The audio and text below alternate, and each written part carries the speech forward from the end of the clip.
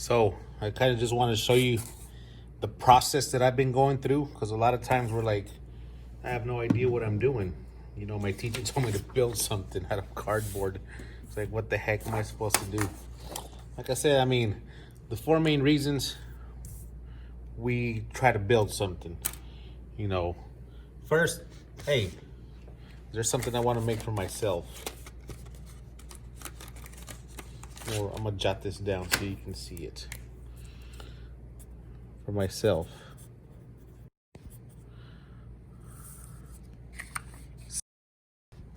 There's something that I want to for someone else. Maybe someone's birthday is in a couple weeks. Hey, something's coming up. I want to make something for them. I think they would enjoy something I made for them. Handmade. You know, some people say that handmade gifts are the best ones. And I say, if it's functional, if it looks nice, yes.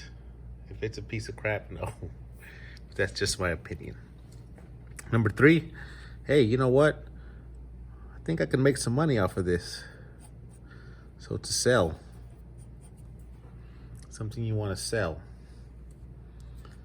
And number four, you want to make something just for aesthetic beauty. And you don't know what that means, aesthetics. It just means something you look at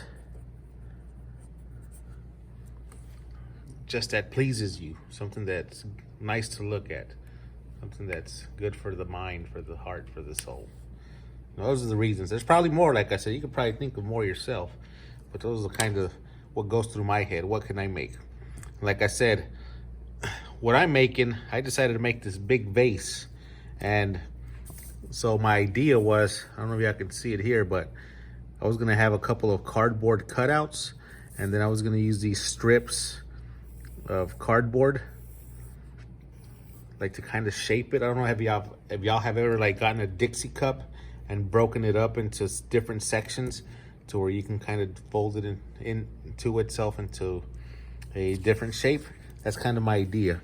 I'm gonna glue them down here, then I'm gonna run them and try to contour that shape.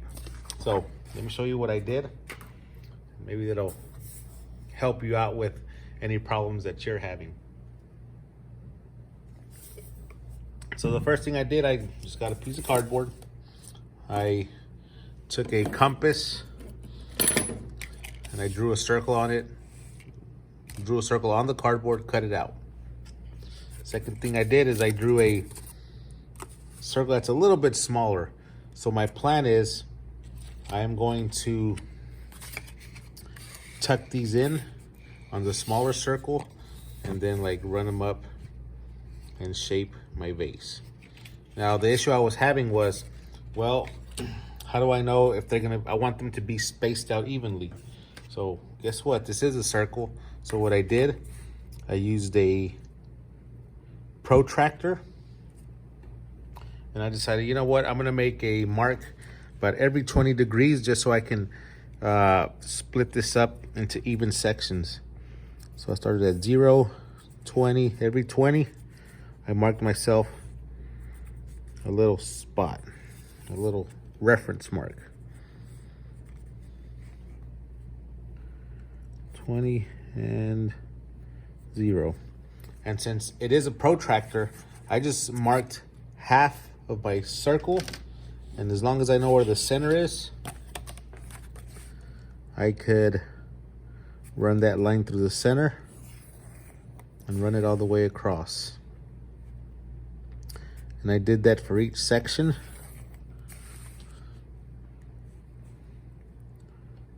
Using the protractor, splitting it up into even sections.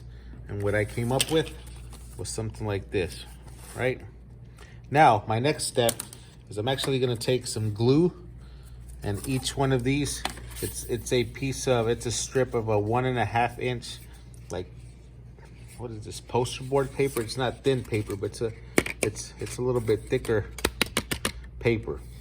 I was gonna use cardboard, but I did have this available. Like I said, one of the challenges you guys have at home is you have to be able to find things that you can use at home.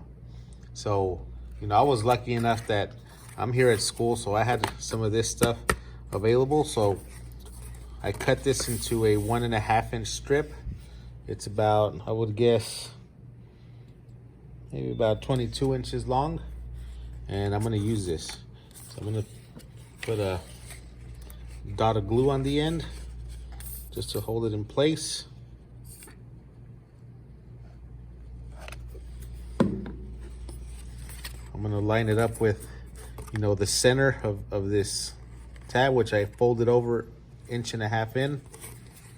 I'm gonna line it up with the center of that line. Make sure it's lined up that way. And just because it's gonna take the glue a little bit to dry, I'm gonna use a piece of tape to hold it in place. Just like that. And I will keep doing that all the way around for each one of my sections. So a little bit of glue. And that's kind of like the, you know, like I said, the cool thing about classes, sculpture classes, you know, the teacher can sit down and teach you all this stuff. Hey, we're gonna talk about the different ways of building something. Hey, I can tell you that this way of building is the additive process. We're adding things together to create something, you know, but the best teacher is experience itself. So I'll tell you what, I am not completely 100% sure that this is gonna work. You know, I might start putting this together and it might be a failure. And you know what I can do is I can learn from my mistakes and figure out what went wrong, why it went wrong, and then try to fix the problem. So, you know, at this point, I don't know if this is gonna work. It might not, who knows? The main thing I know is that I'm trying to build this, and the idea, I put it on paper. I'm trying to execute that idea. I think it's gonna work.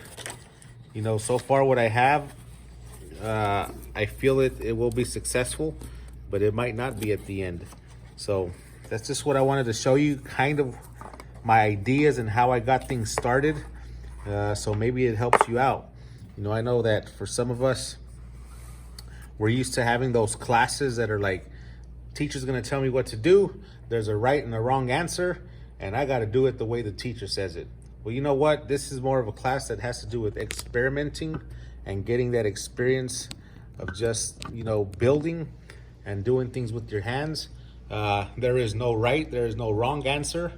The main thing is we just gotta be productive and learn from what we're doing and keep moving forward.